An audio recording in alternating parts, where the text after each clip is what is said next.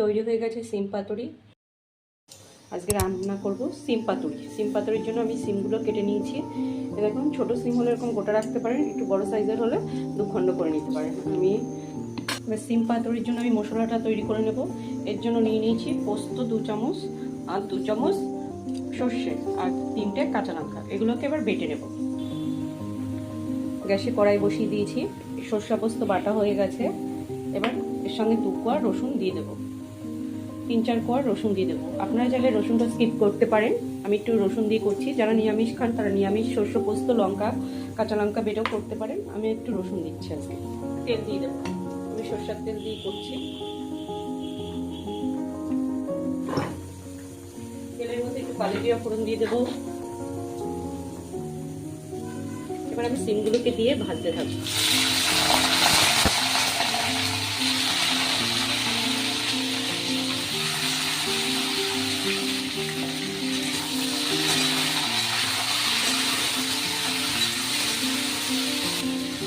এবার হলুদ দিয়ে দেবো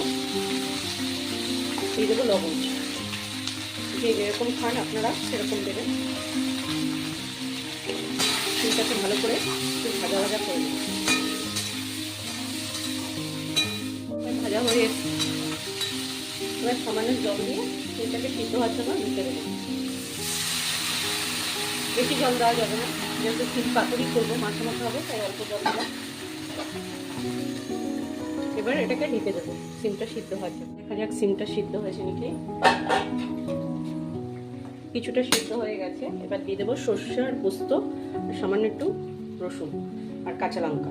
আমি 3টে কাঁচা লঙ্কা দিয়েছি। আপনারা যে যেরকম ঝাল খাবেন সেই পরিমাণে কাঁচা লঙ্কাটা দেবেন।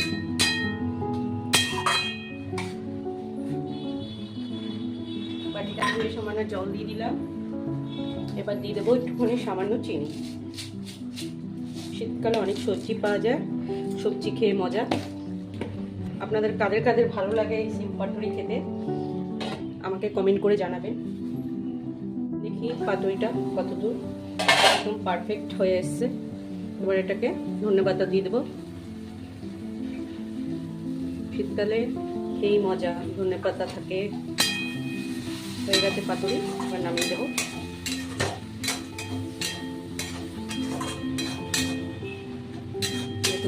মাখা হয়ে গেছে, তৈরি হয়ে গেছে সিম পাতুরি।